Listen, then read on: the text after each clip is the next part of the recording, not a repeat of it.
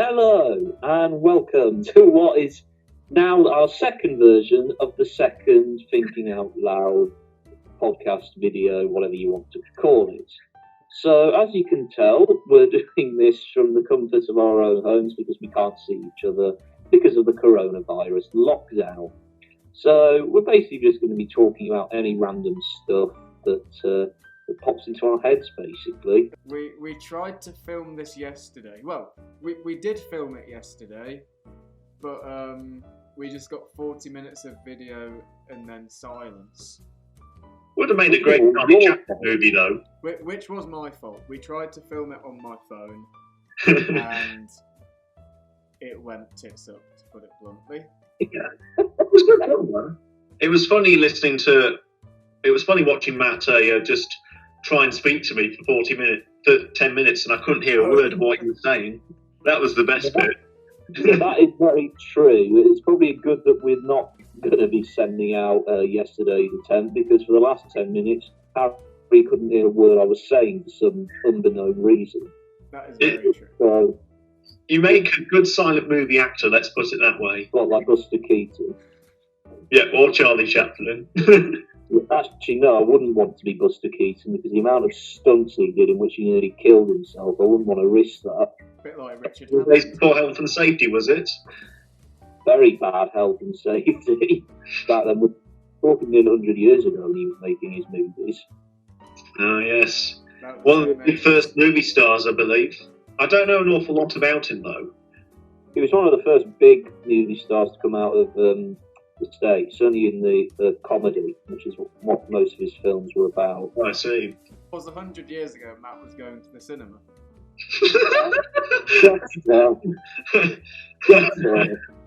Anyway, I travelled from 1920 to now.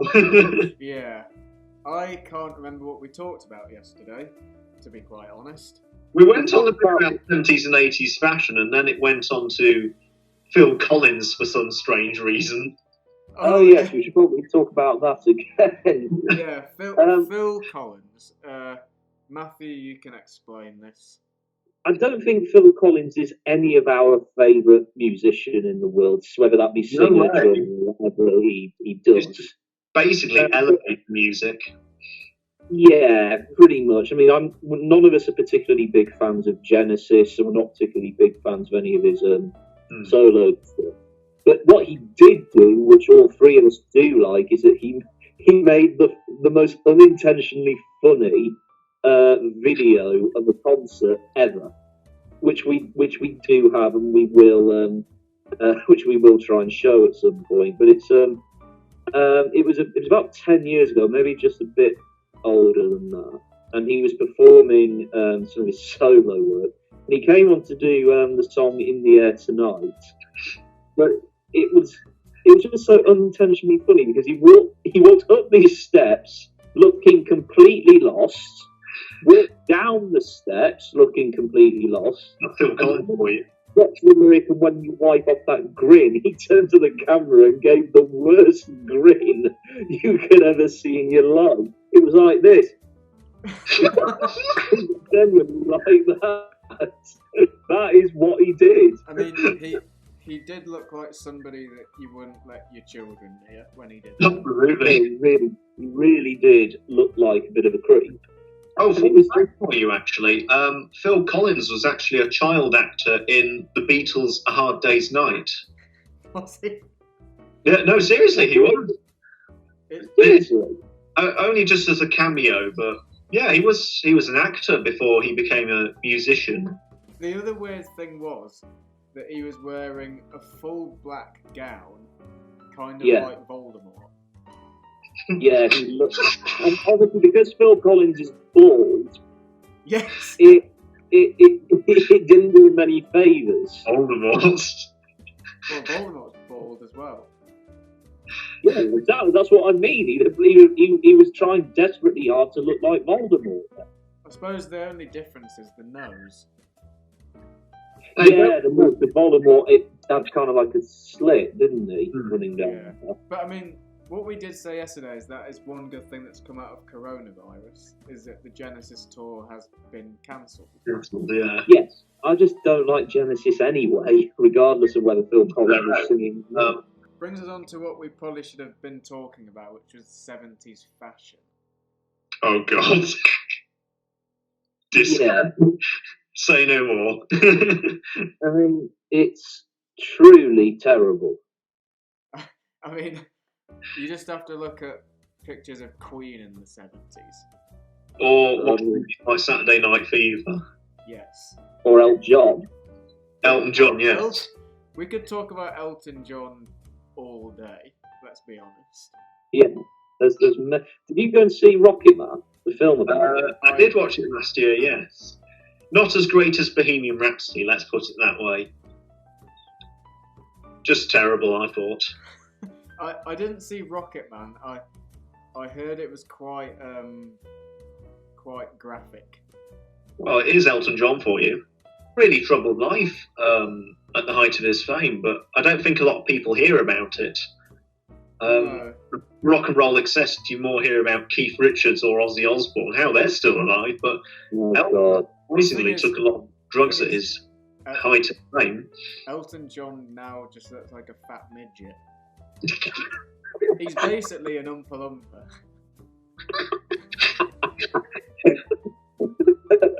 Oh, God.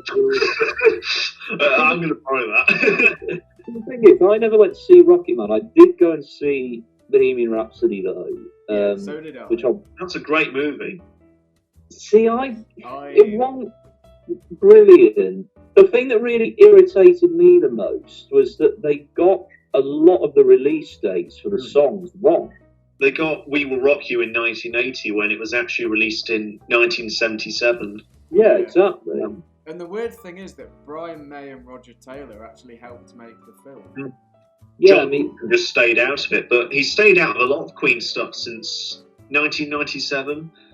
Yeah. To be honest, I agree with John Deacon. I think when Freddie died, they should have left Queen as it is. It might be an unpopular opinion, but I think Freddie Mercury was the heart and soul of Queen, to be quite honest. Definitely. Let's be honest, they should probably have left Queen as it was, based on the classic video that you have, George.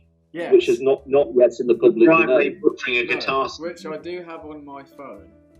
Yeah, not just any guitar solo, the guitar solo from Bohemian Rhapsody. Well, would you care to play? I went to see Queen. This must have been what? It was a couple of years ago. It was when we were in sixth form, I think. Oh no, it was after that. We were in year. You saw we Queen. were in year 11 actually. Oh right. And it got to the bit in Bohemian Rhapsody after the first two choruses, the guitar solo before the operatic bit, and Brian May decided to rise out of the floor, covered with smoke, and it was meant to be this big occasion, and he completely cocked up the solo and couldn't go anywhere. Then when he cocked up the solo, Roger Taylor sounded like he'd fallen off his drum stool. He wasn't trying to do a Keith move, was he? Well, the whole thing went disastrously wrong, which was quite bad for me because Queen are my favourite band, and that happened. Yeah, I mean, it's not great. I mean, it's quite embarrassing for him as well because he's been playing the same guitar solo for 45 years. Yeah. And it's one of the most iconic songs of all time, so how can you get that wrong? It's just beyond me. Maybe he was having an off night, but even so, there's no excuse when it's your song. Or technically Freddie Mercury's song. It just looks like your great-grandmother. He does. He actually does. He really does look like your great-grandmother. He does, which is embarrassing for him. To be fair, he's aged quite gracefully, unlike Mick Jagger, who just looks like a skeleton. Yeah, in fairness to Brian May, he has aged much better than a lot of other musicians from this generation. Well, I mean, Mick Jagger's still having children. Yeah, that's not right, really, when you're in your mid-70s and having children. I mean, isn't his wife about 12 as well? I wouldn't say 12, but I think she's a bit older than to that. say the least. But didn't the Rolling Stones bassist have a really young wife as well? Bill Wyman, yes. Bill Wyman, yeah. He was about 53, and his wife was 18, I think. Oh, so not. God, no. It's still quite bad though. But I think each their own though. I think they divorced in the end though. Do you guys know the story about Jimmy Page? Was it about the 14-year-old girl? Yes. Jimmy Page to most is known as the genius that wrote Stairway to Heaven. However, there was a time in his life when he did lock a 14-year-old girl up in his basement.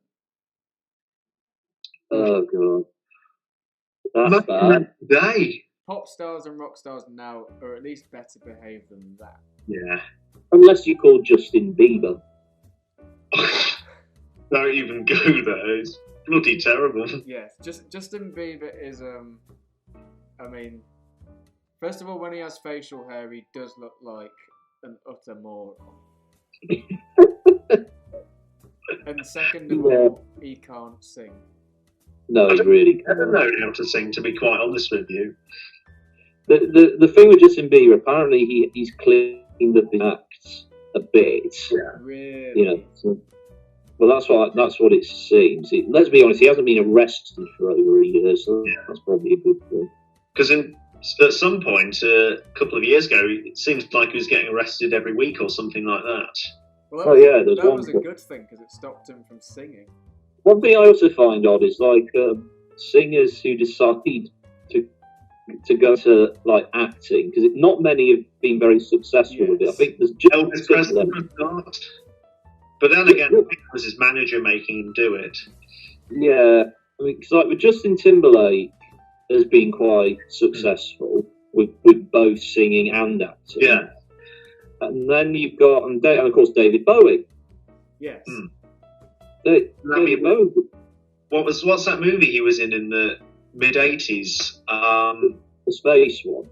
Yeah. What's it called? I know what you mean. Hang on. I can look it up now. Yeah. Oh, the wonders of Google. Yeah. Sorry, everyone. Labyrinth or something like that. David. Here's the thing: is it Bowie or Bowie? Yes. It's mostly Bowie, I would say. Yeah. Labyrinth. Yes, Labyrinth. That was it. That was Labyrinth. Right. Oh, I thought so. This one. Yeah. Yeah, that one. And then, of course, you've got Harry Styles, who was in Dunkirk a couple of years ago. Oh, yes, it was. Yeah. Was it just a cameo appearance or something that he did? Or was he one of the main actors?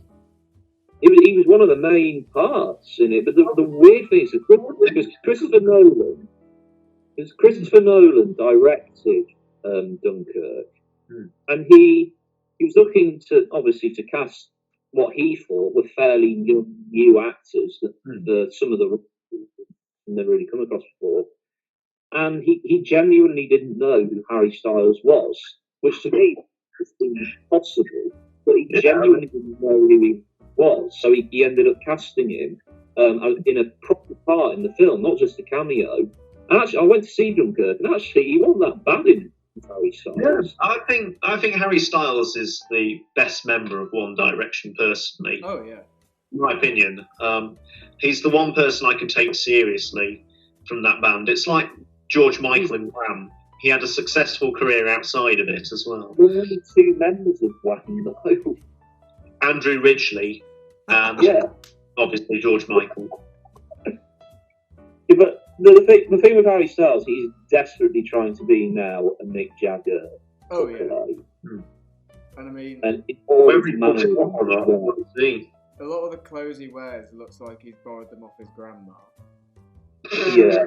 Speaking of TV shows, children's TV shows, did you ever see Basil Brush?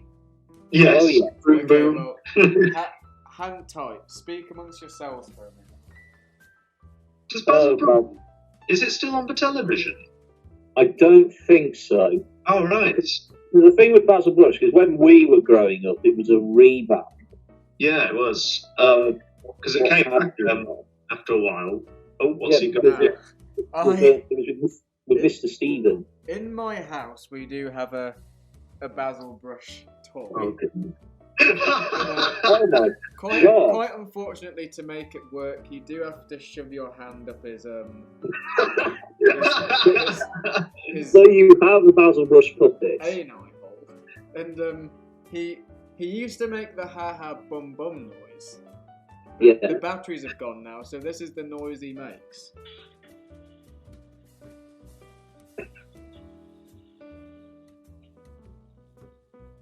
I can't really hear it.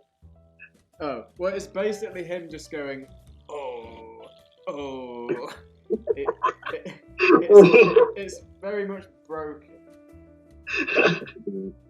Still makes a good antiques collection in 50 years' time. I think, Yeah, you've actually got a puppet there. It's not just any old toy. I think the worst Take kids, electric stuff, and you could have a brilliant toy. the worst kids TV show I've ever seen is Hartley Hair. Oh my God! I don't remember I that. showed you that in the.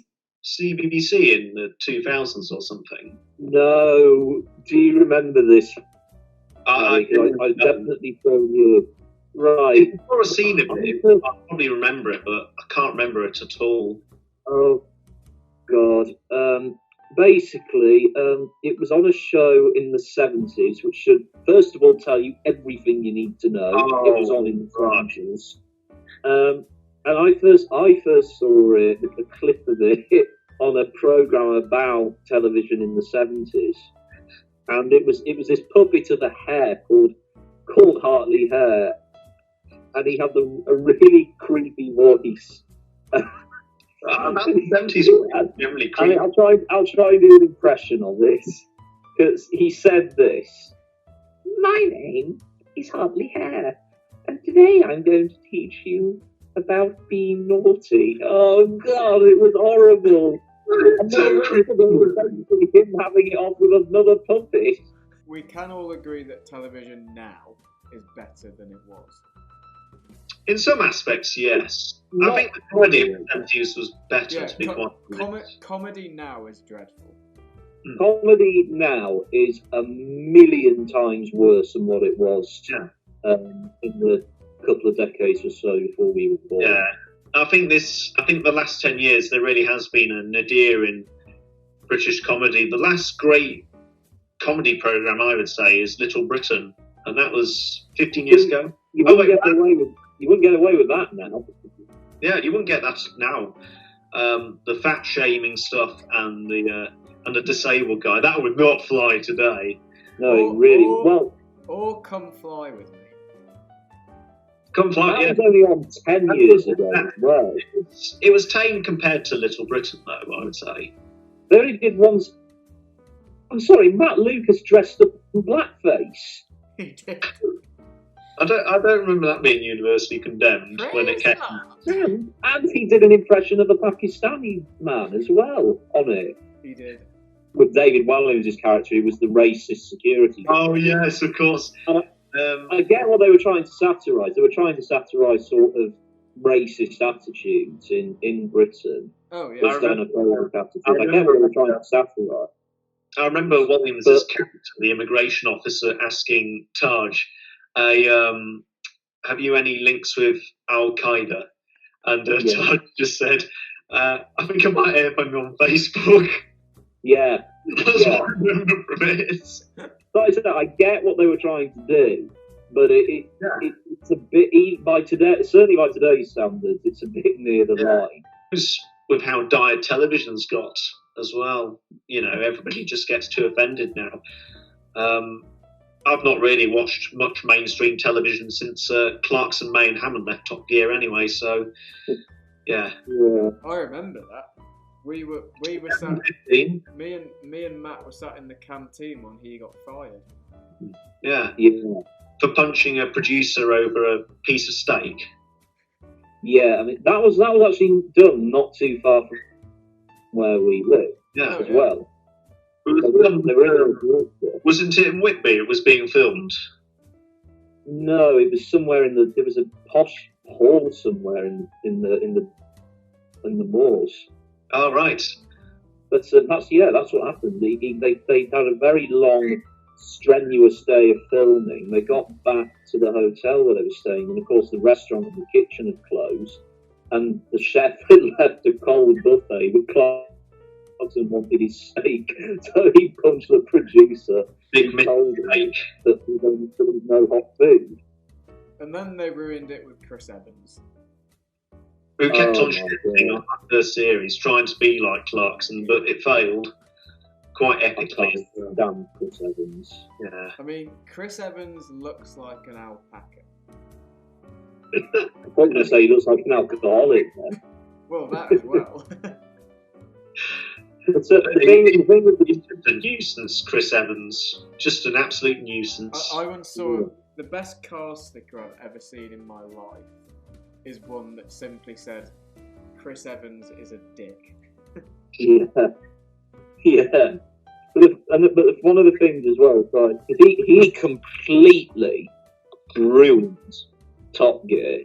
Oh, yeah. I mean, completely and utterly ruined it. I mean, the show, the first episode he did, because I watched it just to see what it was like. Yeah.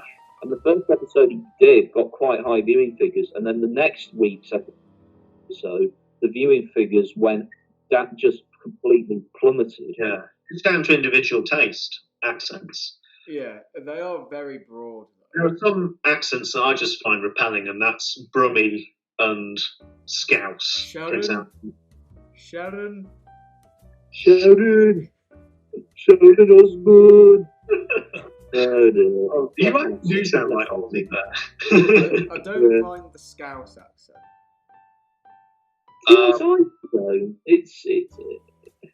It's not my fault. His Scouse accent, that's quite a bit grating after a while. No offence. But again, it's just each their own. I must be honest, the only English accent I have real trouble understanding is the Geordie accent sometimes. Yeah. You're though in general. Now, I like the Geordie accent. I do. I think it's a lovely accent, especially up in Northumberland where it's much softer. But there are times, like I had some friends at uni, and there were times where I could not understand the word they were saying because some of them were quite broad Geordie. I just sat there like, huh? Did you have to get a translator or something? I had a chap from Northern Ireland who was living in my house for the second year at university, and I could not understand a word of what he was saying. Never mind the accent. You had a chap from Northern Ireland in your house. Yeah. No, that's literally where he was from. That's literally He's not getting it. You had a chap from Northern Ireland. You had a chap from Northern Ireland. Yeah, that's the location. He lived with me. We'll just leave that, viewers. I think you misunderstood it in general, to be quite honest. No, you misunderstood it, but we're not going to go any further. It's true, though. It's true. I'm sure it is. Ireland, that's disputing. Well, whatever you're into, Harry. I'm just saying, he was my housemate for a semester. I'm sure he was. Yeah. No, he was, seriously. Anyway. Where were we? Sorry. Accent. I went to Ireland actually last summer. Republic of Ireland. Not the north. I went to Dublin, which is of course in the south. Don't ask me why, because I'll go on for hours about how things. Why did you go? No, I had a really great time. Have either of you two been to Dublin? Yeah. I lived near Dublin for 2 years when I was a toddler. Can you remember anything of it? Not really, no. I did. But I did live there. In 2016, I did a tour around Northern and the Republic of Ireland, and I struggled to understand anything anybody said.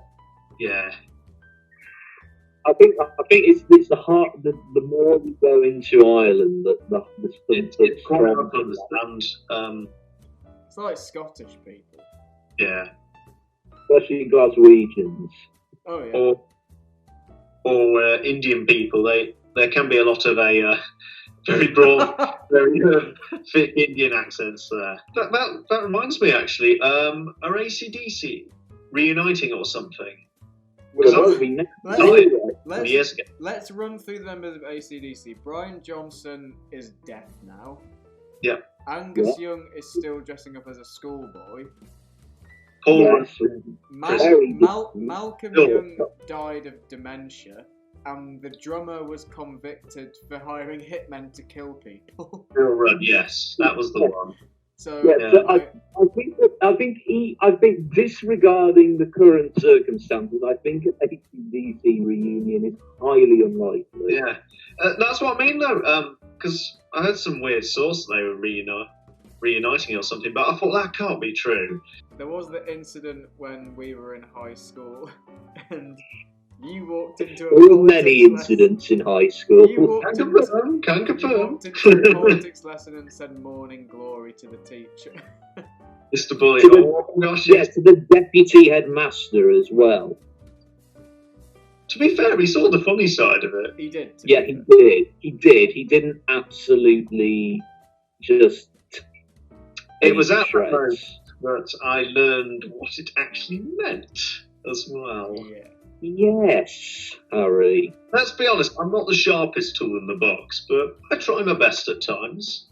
It was. I think it was quite bad. It was funny, but it was bad. The thing with Mr. Bully, bless him. I hope you're watching this. Mighty warrior. We discovered.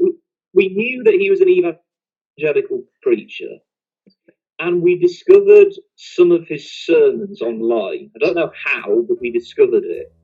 And there was one particularly funny one where he was talking about walking down his street, and someone from his congregation turned up on the road and wound down his window and said, "Nice mighty warrior! Mighty warrior, yes." And we never told him until the last day of year 13, when I swear to God, one of us, I can't remember who it was, one of us said, "Thanks for teaching us, mighty warrior," and he gave us the worst look I've ever seen, so we just legged it. When I went to Manchester yesterday, it was an essential journey. Social distancing. It was. Did you get stopped by the police? It was. I didn't get stopped by the police, but the fuel was insanely cheap. Oh, go on. How much was it? The fuel. It's usually about $1.30, and it was £1. That's not bad. Bargain. Which was great. That's really good. Although there was a very That's an absolute bargain. There was a very stupid woman who I was at one pump. Every single pump was free, and we're supposed to be social distancing. I was parked here. She picked the pump right next to me, and then decided to walk up to me and ask where the gloves were. Oh, for God's sake! That doesn't make sense. I mean, there have been some people just being really stupid. I mean, the pub, which is almost next door to me, turned out, I discovered yesterday, that they were open all of last week. And they confiscated the license, didn't they, or something like that? Yes, the police came round. Somebody called the police. I don't know who it was. They came round and they revoked the owner of the pub's license, which means he can no longer own a pub. What an idiot! He's probably the person to say it's just a flu. Yeah, probably. And you know, the really stupid people were the people who were going to the pub as well. I mean, only lasts 5 minutes.